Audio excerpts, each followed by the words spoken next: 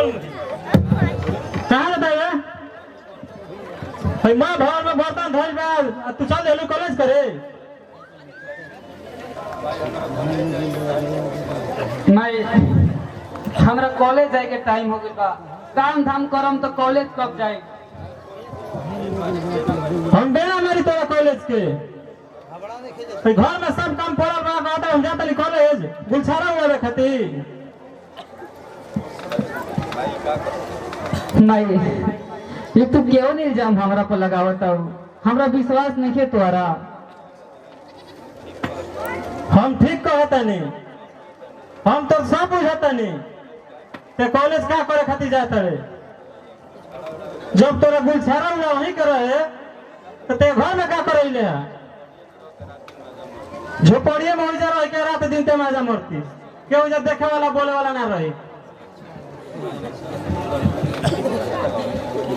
नहीं तुम्हारा पैसा कुलक्षण काहे लगावत तारू हम तो तुम्हार बेटी नहीं हूँ तरी हमारा विश्वास करो हमरा कॉलेज जाए के दे होता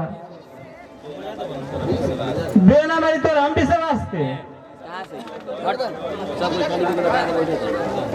लागत है कि जब घर में रहोगे नाक कटवा देवे हमारे घर में तो वहीं के निके एगो बात कान खोल के तो सुन ले जब घर में तोरा रहे के बा तो ठीक से रहो लड़की निहन रहो अब जाता है करवा बर्तन बा एकरा के साफ कर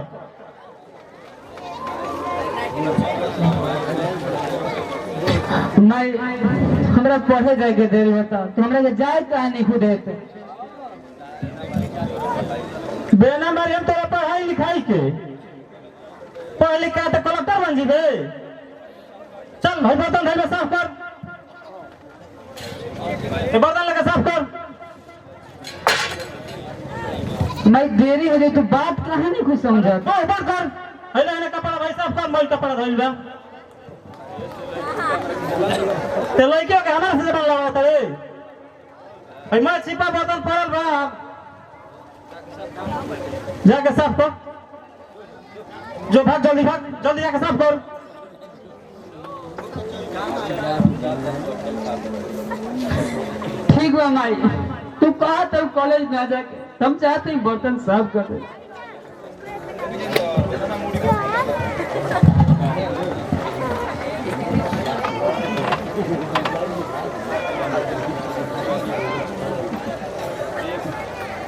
देखो हम तो चौकी कैसे चलावत नहीं आइल बड़ी झोपड़ी मेले महल में राज करे रानी बन देखो तोरा हम कैसे रानी बनावत नहीं बन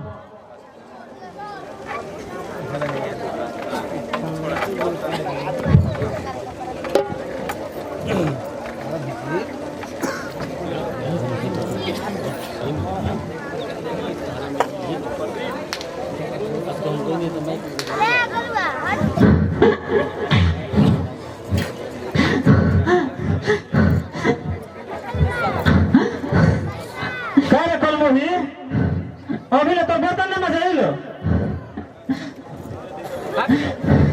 तोरा के छुट्टी रहे तो तुरंत कॉलेज में कल चल जीबे ना जाई को जा गुलछारा उड़ाइबे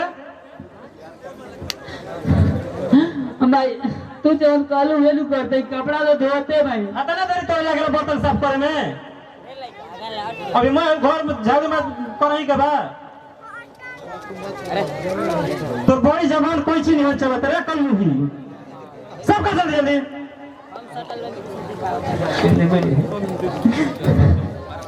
ना मन बोलो मना भाई तू क्या करते हो हमारे लक्ष्मी जी को मारे से पहले तर हाथ ना टूट गया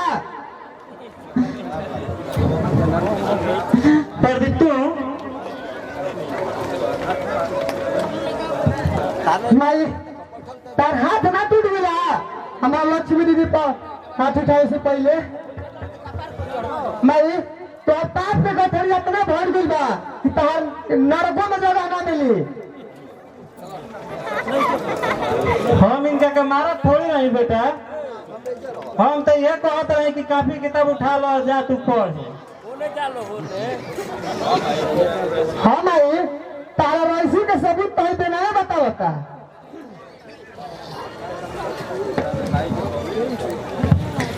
प्रदीप भैया एकरा में माई की क्यों नो गलती नहीं है।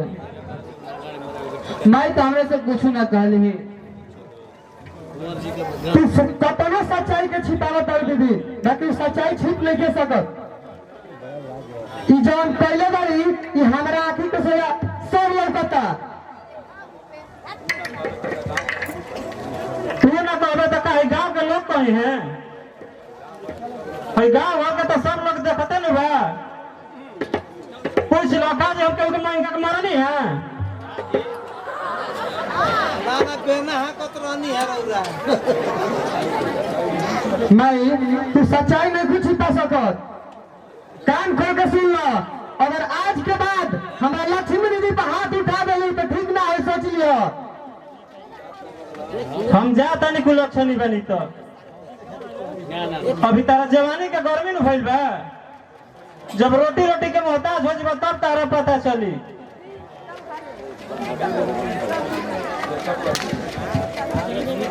देखो प्रदीप भैया यही भलाई बाकी तू हमार पढ़ाई छोड़ा दो,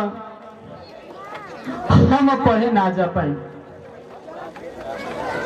ना दीदी ना, तू ऐसा बात कबो मत करियो।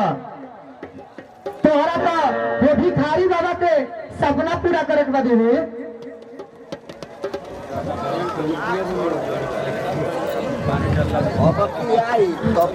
प्रदीप भैया एगो बात याद रखियो, जेवना पेड़ के जड़ सूख जाला ओकरा में पानी डाला पे कबो फल ना भेला। हमार बाबूजी के सपना तब सपने रह जाई। अपना भाई पर विश्वास रखा दीदी। हमारा जीते तो हर पढ़ाई पर कोनो दिक्कत ना हो, तू खाली पढ़े में मन लगाओ। ला किताब अभी पढ़े जा, तारा देरी हो कता।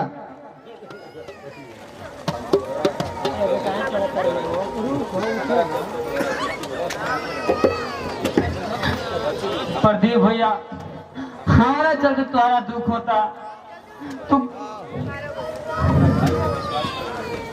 तू अपना भाई पर विश्वास कर दीदी,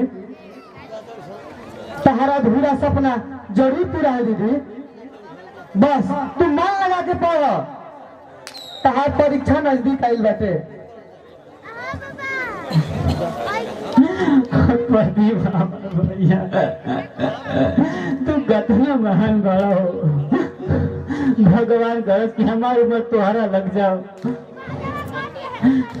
अगर भगवान क्यों न भाई बहन के भाई देश तो प्रदीप भैया जैसे देश।